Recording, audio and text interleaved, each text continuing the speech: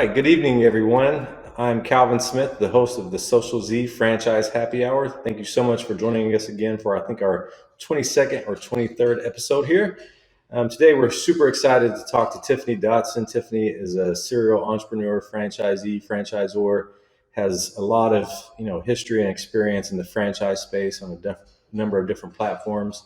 So we're so excited to talk to her. But Tiffany, thanks for joining us, and tell us where you are, what you're working on, and anything else you feel like is relevant to frame the conversation. Sure. Thank you for inviting me. Right now, I am in Deerfield Beach, Florida, because I'm with the Salt Suite, where I'm a franchisor. And we have a company store in Delray Beach, Florida, so about 20 minutes from where I'm currently sitting. I'm in town because we have some new therapies that we're launching with the Salt Suite. And I'll give a brief overview because most people will say salt therapy. I have no clue what that is. And in fairness, 4 years ago, I would have had no clue. Briefly, because that's not our main topic today. Salt therapy is dry salt therapy. It's great for respiratory health, skin health. It lowers stress, promotes sleep, and helps with endurance. So we have a few new therapies to complement that. I'm in our company store working on introducing those therapies to not only our client base, but of course also very importantly to our team so that they understand them well and can consult our clients in choosing those therapies and they know how to offer them. So with the Salt Suite, we've been the franchisor for a couple of years now. And additionally, we still own a location of Liberty Tax Service, which does personal and business income taxes. We've had different roles with Liberty, but we still have one franchise location in Asheboro, North Carolina. I have an incredible team in Asheboro, and they're currently running that store in the middle of tax season, which is always crazy. There's never not a crazy tax season. And they're doing a fabulous job running that store and serving our clients in Asheboro, North Carolina. Awesome, awesome. Now, Tiffany, a lot to digest there, and looking at your LinkedIn profile and just doing some little bit of research, you've had a number of different ventures and things that you've done in the franchise space, and obviously been very successful. Was Liberty your first kind of dive into franchising, into entrepreneurship, or how did you get kind of into this sector of business? I count that I have 25 years in franchising. I mean, I know I don't look 25 as I joke. Yes, way over, but I turned 50 in January. But I count 25 years in franchising. Now, I count my time with organizations that are really more distributorship oriented.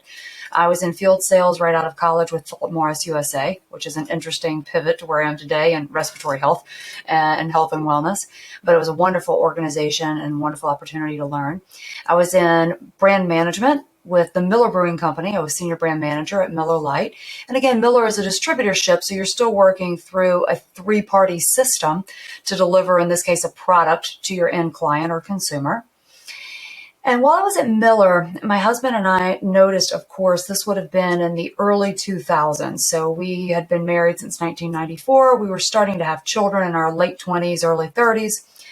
We realized that a lot of our friends and family members were experiencing layoffs. And we realized that if we wanted to create a more solid future for our children, that we may want to go into business for ourselves. Now, no one in our immediate family had ever owned a business. My husband has an uncle that's been successful in construction, but he was not involved in that business. So we started thinking about how are we going to do this? And we became interested in the idea of being in a franchise because, as those probably listening to this who are in franchising know, in franchising, you're in business for yourself, but not by yourself. And depending upon the size of the franchise, there's anywhere from a nice carved road to a 16-lane highway, depending upon the concept for you to follow.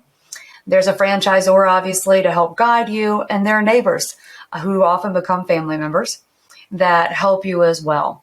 We chose franchising. My husband has a background in accounting, and that was part of the determination of Liberty Tax. He has a master's of accounting and a CPA. Although, a tiny bit of trivia, most tax franchisees, whether it be Liberty or other concepts, are not marketing and are not CPAs, rather. A lot of us are actually, like my background, marketing, sales, and other things. But they certainly teach you how to do taxes. But for us, that was part of the draw. It's a passion of his. And it's served us well in other business endeavors. correct me if I'm wrong, Tiffany, but with Liberty Tax, you went from being a franchisee and then you were a master franchisor and kind of grew in that. Talk through like that story. How did that happen? Why did you decide to leave the individual location franchisee space to grow something bigger? Yeah, we maintained both. We were franchisees all but 1 year during the time period that we were area developers.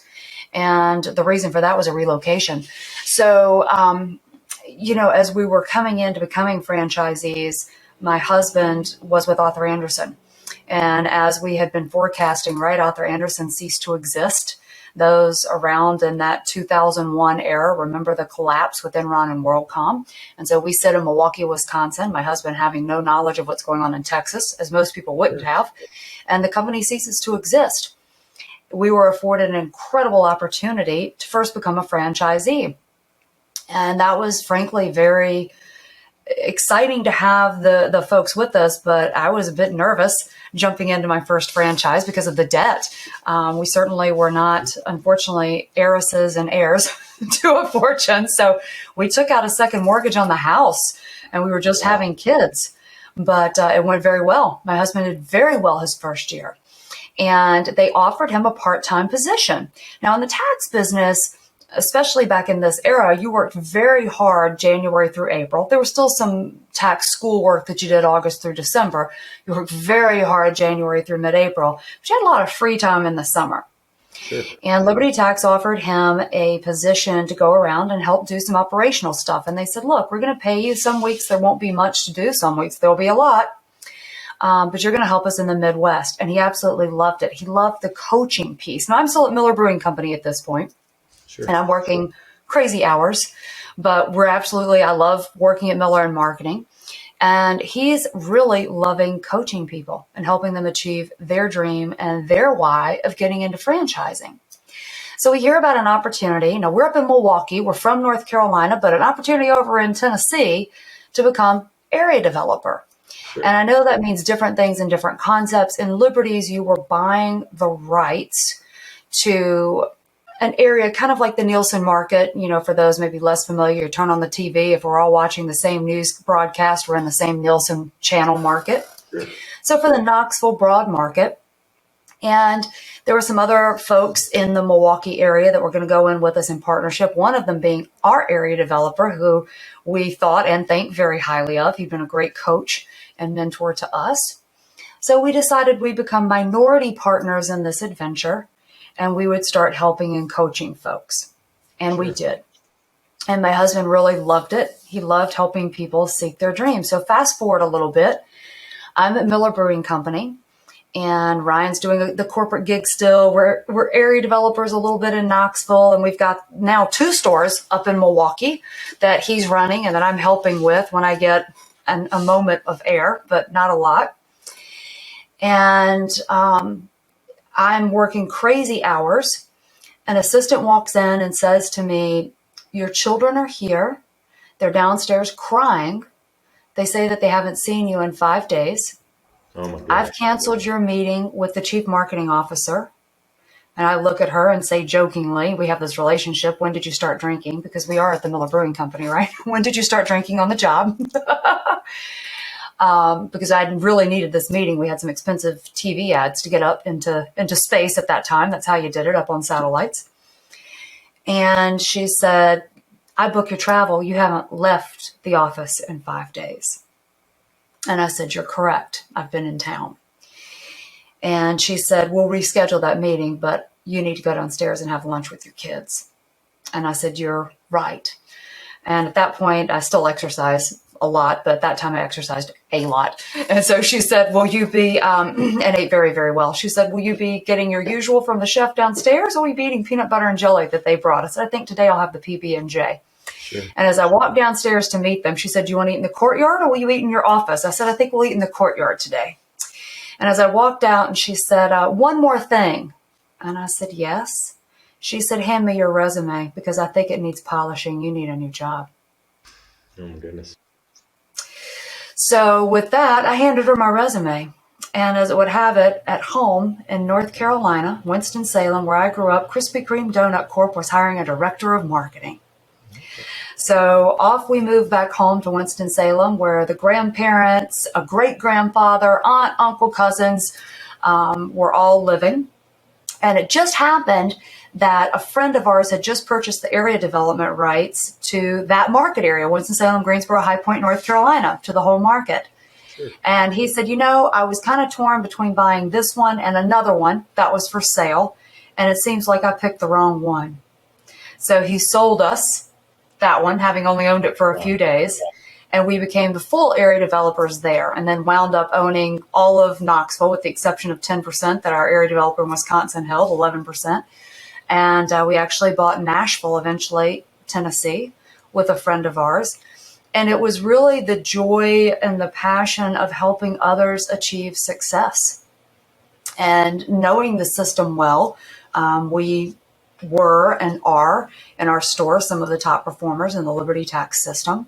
And it was sharing that knowledge with others and coaching them to their success. What I found there, and a nugget that may be helpful, and some others may know this, but whether it's an employee at your location, if you're a franchisee, whether it's a franchisee, if you're their coach, you could be the franchisor or you could be the area developer or whatever that role is in your organization. It's important to know what that person wants. At the end of the day, sure, okay, we all get into business to earn money, but what does the money do for you, right? For me and for my husband, it was we wanted more financial security for our children and for our family. We didn't want them like my mom at age 51 who was laid off when I was a senior in college, or, others in our family who faced layoffs at different times, or my husband who had, a baby at that point. We just had our first daughter and he was facing a layoff through no fault of his own because the company ethically crumbled. We wanted to know what it was for that person, and each person has their own answer to that. And then as you're working with that person, what does that mean for you? Because that may be a different number in that person's mind. And then how do we set up goals and timelines to get you where you want to be in that time frame? We worked with a franchisee, and she unfortunately passed in 21. But we started working with her, and we said, what is it that you want? Why did you buy this franchise? And her answer was, I want to retire in X number of years because I want to move back to where I grew up. I want to spend time with my mother who's aging. My daughter lives there and my grandson lives there. And I want to retire while I'm still healthy to spend time with them and enjoy that. Okay, well, what year is that? Well, how much money do you need to retire? Okay, well, how many stores will you need? What will those stores need to be doing in revenue so that when you sell them, not only are you banking some of the profit every year, but then when you sell them, you generate Y amount of cash so that you have what you need to accomplish that. Now, here was the funny part, because life changes. We start approaching that year. We're about 2 years out. She's like, I don't know. What do you mean? You don't know. Because as an area developer, you're also laying the plans of who's going to buy these stores, right? Right. Yeah. And so, what do you mean? She goes, I'm having too much fun. This is too easy, because she trained a great team. So we're like, okay, so what are you thinking? Well, I think I want to hold on for a few more years. And she did. She continued on, built them up to be more than what she'd originally planned. She continued to grow them and then sold them. And unfortunately, before she became ill and passed recently from cancer, achieved her dream of going back, spending time with her mom, spending time with her daughter and her grandson, and being there healthy for a while to be in their lives. And that's why we do this. Yeah, absolutely. Well, Tiffany, that's some pretty powerful, stories there, especially, going back to the story about, when you were working a job. It sounds like insane hours, missing out on the family time and those things that you can't get back. That moment that helped you kind of get away from that, get to North Carolina. And so I do want to ask you about that. So you went to Krispy Kreme. You were there for what, 5 years, 6 years? And So I was only at Krispy Kreme for, I want to say, now if you look at LinkedIn, and I'm not telling you right, it's just because I don't remember. I think it was only about 17 months or so. Krispy Kreme was doing layoffs. So we moved back to North Carolina. And with Miller, of course, Miller was a wonderful company. I was working a ton of hours. resigned to go to North Carolina and be director of marketing at Krispy Kreme. Krispy Kreme, as we know, has had some challenges, right? They had some Securities and Exchange violations, and they were still having challenges. So at this point, that was the 1 year we didn't have a store. So we had the area, we sold the stores in Milwaukee. We had the area development right portion in Knoxville, and we had North Carolina, right? The Greensboro, Winston-Salem, High Point DMA. So I'm working at Krispy. My husband is doing Liberty full time, and we have children that are not even school age yet. But luckily, we also have family that helps us too, in addition to some great preschools. I'm working more normal hours, and you start hearing that there are some layoffs bubbling through. Right? Go figure. We know this happens. That's why we started our own businesses. Now, frankly, because of the investments that we were making to purchase the area development rights, we were not quite ready. We were using Krispy's healthcare insurance, and we were sacking all the profits. We were profitable, but we were sacking all of that to pay the debt that we were using to buy these area development rights. So we were using my money to pay mortgage and all these other things, right? And we start hearing rumors that they're going through and they're doing layoffs. Well, I'm one of the newest in the department. So I kind of warned my husband. I said, I have a feeling, I have a bad feeling. Well, luckily, he was also working a little bit at Liberty, still in operations. He continued working with them, which was great because that was a little bit of extra money. And sure enough, layoffs came around to the marketing department, and I was laid off. So, of course, scary, right? But no big surprise. That's kind of why we had gotten into this. And I was very fortunate. I called up our franchisor and I said, you've always talked to me about wishing that I worked at corporate in marketing. And John Hewitt was very generous. He said, what do you need to earn in marketing? Because, you still have the AD. I know you still have your store. And I said, this is the amount that I really need to be earning. And we looked at what could I do part-time, maybe during tax season, because I would be engaged with franchisees in my store. What could I do hour-wise out of season? And he was able to meet that number. And so I joined Liberty as a AVP of marketing and worked there for a couple of years as well, which was a wonderful bridge. And we continue to expand. We went into Nashville with a business partner 50-50 and bought out some of our partners in Knoxville, probably past the Liberty day, but when I was at corporate. And then there was a period where we were not working at Liberty corporate. We did some other franchises and did a few other things, but always kept our Liberty business. Before we bought the Salt Suite, my husband was chief strategy officer at Liberty corporate. And that was a wonderful learning experience for him. And then, of course, we bought this new franchise from the founders, the Salt Suite. That's awesome. So, Tiffany, before we dive into the Salt Suite, because I really want to understand that and kind of, how you got into it, your direction there. But, you were with or have been with Liberty for a long time, right? Yes, since 2003 officially. Yeah, almost 20 years, and in the franchise space, it's not the norm a lot of times. A lot of times you see people come in and, a lot of people don't even make it to the end of the original franchise agreement, right? So what is it, what is it about Liberty that's kept you there? Is it the culture? Is it, what is it that's driving that? And what are you taking away from that and that experience that now you're implementing into the Salt Suite? Yeah. For many, many years, it was the culture. Liberty was very much a family. It was very much if you had a need, someone would be there. And if someone had a need, you would be there. If you didn't understand a facet or you were having problems getting clients in, you were having problems with attention, or name a common business problem, there was someone who knew how to do that. And they were there to help you. And my husband and I were very financially successful and still are with our Liberty tax office. And we were successful with the area development rights. There was that common bond. We took great joy not only in being able to achieve our goals for our family and providing financial stability for our daughters, but we had great joy in helping other people achieve what they set out, whether that was that retirement to go back home or, there are many other examples and stories, but helping them achieve those goals. Currently with Liberty, we have sold our area development rights, as we are more into the salt suite now. And we still own and operate the store in Asheboro. We love our clients. We love our team. I am truly blessed to have a team that while I'm here in Florida during the middle of tax season, they are running it and not missing a beat. Part of that is a great system, great training, great people, obviously, but they're able to run that business and not miss an opportunity. Now, we have great communication, of course, too. It's not totally hands off, but they're actually doing it and executing. So it's a profitable business that we enjoy, and that keeps us there. We enjoy the people, and it continues to fuel our dreams of what we want to accomplish. Sure. So let's dive into the Salt Suite. Tell me about the story there, the history. Obviously, you said you purchased it from the founders. What made you decide to even look at something like this? Obviously, a little bit different than the tax business, but talk through that journey a little bit.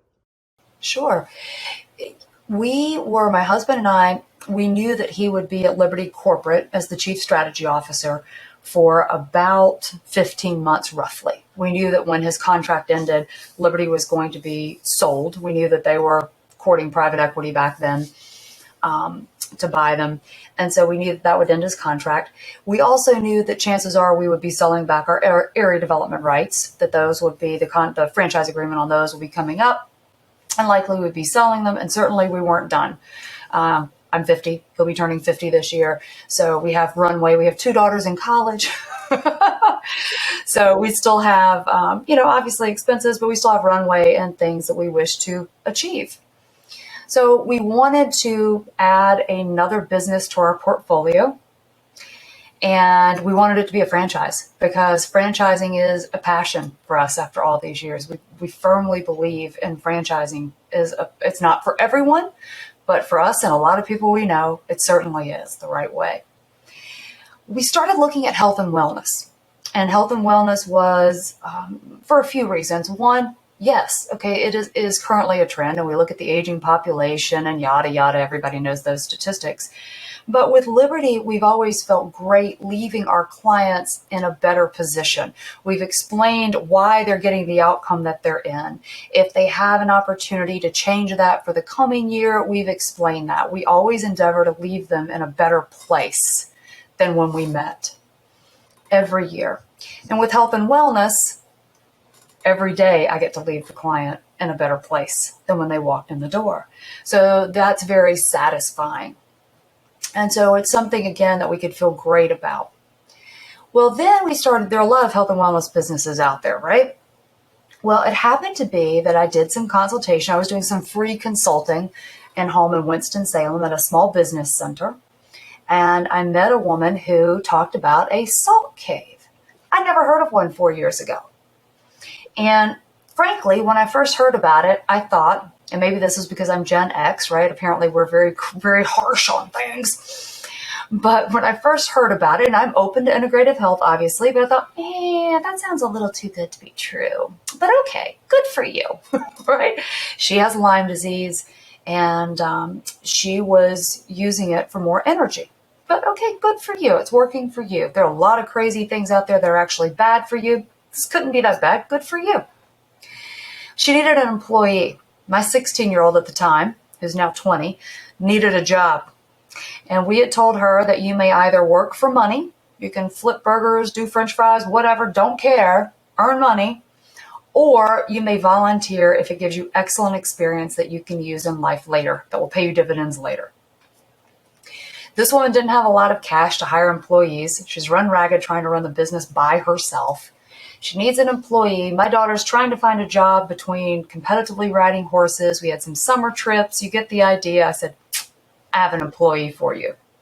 So I send my daughter over. Well, that part worked out in spades because by 16 and a half, the kid had keys to the door. She's running bank accounts and QuickBook reports, the tax thing. Hey, Dad, how do you do this on QuickBooks? Making bank deposits, setting up marketing booths at wedding shows. Like you're 16 and a half. But so that part paid out in spades. The next thing that happened was she scheduled a private session for her father and for me. Now, this cave probably holds 16 people. It's huge. And that morning, I woke up with a migraine. And normally, I can only get rid of those when I take a prescription drug, which of course has side effects. I need to lay down for 20 minutes. It raises blood pressure or da da da da da da. Well, I can't cancel because I've kind of ribbed the kid a little bit. What's this salt stuff? Does it really work? Are you sure? Is it researched? My husband says, you can't go. You've got to take this medicine because if you don't, this is going to be a 5-day event. And it is. If I really don't catch it in time, it just goes on and on and on. The medicine doesn't really stop it. So, well, we're just going to go. I'll do the 45-minute session, and then you got to help me get out. We've got to leave. I can't talk. And we got to get home, and I got to take my medicine, and I just lay down, and it'll be done. It'll be okay. So we get there. Now, my husband never sleeps during the day, not even when the kids were babies and they keep you up all night long. He just can't nap during the day. He's asleep. Luckily, there's no one in the cave because he is snoring like crazy, and I'm throwing pillows across the cave to shut him up. Shut up! Shut up! Well, the next thing you know, the migraine starts to relent, and I start to relax. And at first, I'm thinking, this can't be real. Because I know I haven't even had Tylenol or ibuprofen, which my migraine just laughs at anyway. And slowly, by the end of the 45 minutes, Calvin, the migraine's gone. And I come walking out of the cave. Now, this isn't above ground like ours, right? It's above ground in a shopping center. But I walk out of the cave, and I start talking to the owner and talking to our daughter. And my husband's like, okay, we got to go. Your mom's got to go. Because he doesn't realize the migraine's gone. He's trying to get me home so I can take the medicine. And so he keeps on, your mom's got to go. We're really busy. We've got a lot of errands to run. Mom's got to go. I'm going to go get the car. Mom's got to go. And so my daughter looks at him. She goes, nobody rushes mom. What are you doing? And he goes, your mom has a migraine. Well, it's like a record scratch. And she's like, no, why did you come? Oh my gosh. The woman that owns it, let me go get sunglasses. This is horrible. My daughter, I'll go get the car and start cooling it down, mom. Well, they're not hearing me repeating, guys, it's gone. It's gone. Guys, it's gone. I'm fine. And finally, it's like another record scratch. Guys, the migraine's gone. I'm fine. And that got me to start researching it. And there's a plethora, actually, of medical and scientific research that supports the respiratory, skin, stress, sleep, even anti-depression, and endurance for athletes, for people who are vocalists, whether you be an auctioneer, whether you be an opera singer, that supports that benefit for those who take salt therapy regularly, once a week or more, depending upon the symptoms of the conditions you wish to improve. And at that point, I turned to my husband and I said, I think we need to get into salt therapy. Then the next question was, is there a franchise? And there's only one in the United States, and it's called the Salt Suite. So we did speak to the woman in Winston and asked if she wanted to kind of go with us. Long story short, after a lot of exploration, she did not want to become part of a franchise or be enrolled with it. We were going to go and buy some territories, not in Winston in honor to her, but in other areas, and put in some Salt Suite. And that's when the founder shared with us that they did not wish to continue being a franchisor. And as many of us realize, it's one thing to operate a business day to day, whether it's franchisee or an independent small business. It is another business in itself to be the franchisor. And some people love both. Some people love neither. Some people love one or the other. And in this case, for them, they loved running the Salt Suite, but they were no longer loving being the franchisor. And they said, we would like to sell it. Would you consider buying it? We said, well, with our experiences playing different roles, kind of almost playing different instruments in an orchestra, we had thought about putting it all together and conducting the orchestra in a micro-emerging franchise. And great timing, Calvin, in November of 2019, after a good 9 months of in-depth research, we closed the deal and bought the health and wellness franchise right before this COVID thing strikes. Yeah. So, and that's an amazing story, Tiffany. And it sounds like it was one of those things where, without that experience, without your daughter taking that job, and without you guys going in that one day with the migraine, it probably wouldn't have ended up where you are. But tell us about where Salt Sweet was then. Where are you guys now, and what's the idea for the future? Where are you going this year? Where are you going in the next 5 years? Yeah. So the Salt Suite at that point had six suites, 6 units open in the U.S. We knew that there were 2 franchisees, even before COVID struck, that were looking to make changes in their ownership structure. One just for business and lifestyle, and the other for health reasons, for their own personal health issues. Of course, coming in November, we're thinking we have a lot of experience in franchising and a lot of contacts. We can probably help them find buyers. Nothing's ever guaranteed, but we could help them find buyers. And of course, COVID put a damper on that. We emerge now outside, well, I'll say somewhat emerging, right? Outside of, I think I'm safe to say that. We all hope, with 8 units open and a 9th coming to Chicago soon. So we have grown, which is fabulous. Our goal by the end of December is to have 20 units sold. We, to this day, although talk to me in about a week, and I won't be able to say this anymore, have spent $0 on franchise development. Everyone who has joined us, it's been an organic choice because of their experience with salt therapy. We would have put investment behind FranDev, frankly, if not for COVID, right? That was our plan, is get our sea legs, so to speak. And then summer of 20 would have been, let's start doing the FranDev piece. But we chose to focus internally, and let's support the franchisees that we have, and let's keep them healthy, and let's rework the model some. The model was very focused on 65 plus respiratory health. Now, yes, we had children, we had some skin, we had some of these other things, but we had a significant client base in that market. With COVID, they were scared to walk in our doors in some cases. We've put a lot of marketing emphasis, and we're still evolving, but there's a lot of marketing emphasis on the other areas, such as the immune support that can be provided by cleaning out your sinuses and building, supporting T-cell build, and your skin health, anti-aging, which is one of the benefits because it resurfaces the skin. And in the endurance piece, we have some professional athletes and people who are trying to become professional athletes that come in to expand the airway for muscle recovery and performance. So we've retooled some of our facets. Our in-game goal would be 2030. We would like to see 1,000 salt suites across the United States, so that within a general reach of everyone in the U.S., everyone would have access to salt therapy. Because as the research shows, and as we've heard it just gives me goosebumps, frankly, to go into our client testimonials. Our mission, and it is now a trademark, and it is our mission, changing lives one breath at a time. And I cannot tell you, and some people are like, no one said that to you. I'm like, oh, yes, they have. When you have a mother look at you and say, and I'm not a doctor, so I never thought I would have a mother say this to me, you saved my son's life. You get goosebumps every time. Absolutely. Tiffany, what are So you? we want to have it in reach of everyone in America. Sure, absolutely. And in order to do that, you're going to have to use your history as an area developer and find some amazing franchisees. What are you, as the franchisor now, and having a bigger picture and all these different hats?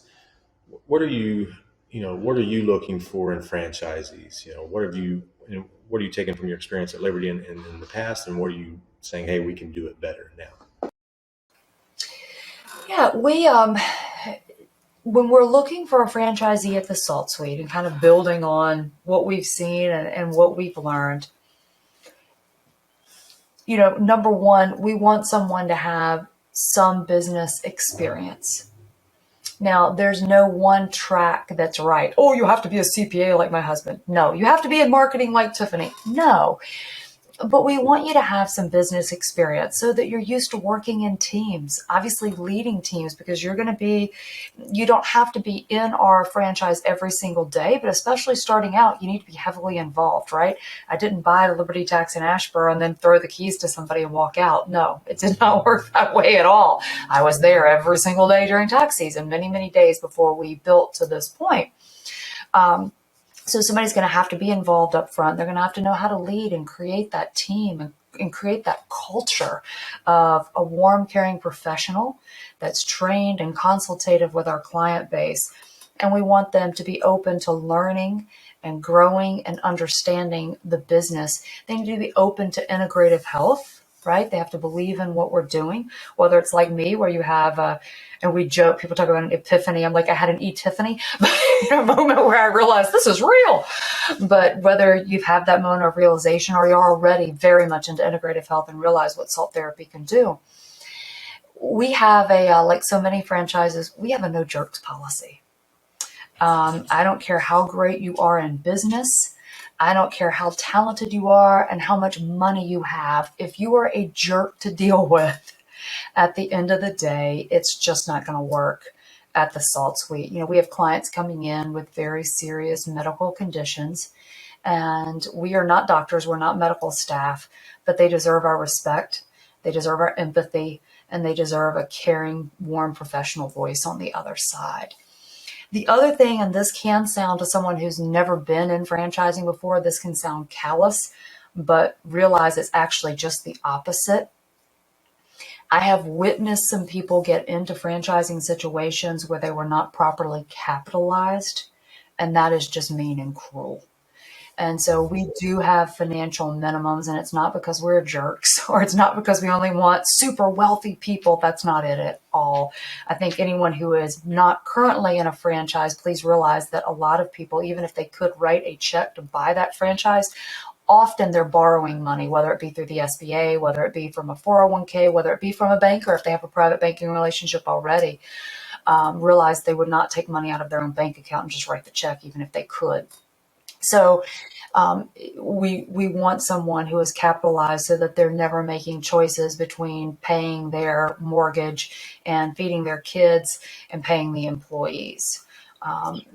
Because let's face it, any business that you start, there's a time of growing and investing, and then there's a time of harvest. You've got to plant the seeds first. So we want someone to be comfortable while they're planting their seeds.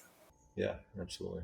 And definitely your history as franchisees probably plays into that because, as you said, when you guys started Liberty, there was a time where you had to keep working and you had to, make sacrifices. So it's a unique perspective, and a lot of franchisors, that I've come across will, if you can write the check, they'll take it, and so it's not always the No. best thing.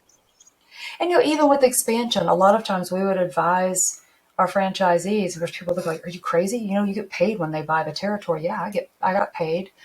But if you don't have the bench strength, right, when it comes to expansion, you can kill a franchisee expanding when they're not ready. And they may be mentally ready. They may have the skill set ready. They may have the money. They may have the cash flow. But if they don't yet have the bench strength, the talent on their team to say, literally we would go into the franchisee's office and go, okay, I know you have a drawer with all your stuff in it. You've got a drawer with a hairbrush. You've got a drawer with an extra toothpaste in it. Here's a bag. Put it in there. We're moving it to office number 2 because you now have to be over here, right? That means you've got somebody back here in office number 1 that you trust with your baby. And if you're not ready to pack the bag and put it in a drawer in office number 2, we don't need to do office number 2. Tiffany, that was awesome. Thank you so much for taking the time to talk with us. And hopefully in the next year or so, you'll take some time to revisit. Obviously, we can learn a lot from you and your experience. And next time we talk, I want to hear about your book as well. So thanks so Awesome, much for joining us. And for anyone that took the time to listen to Tiffany and I visit this evening, thank you so much. And we hope you join us next time on the Social Z Franchise Happy Hour.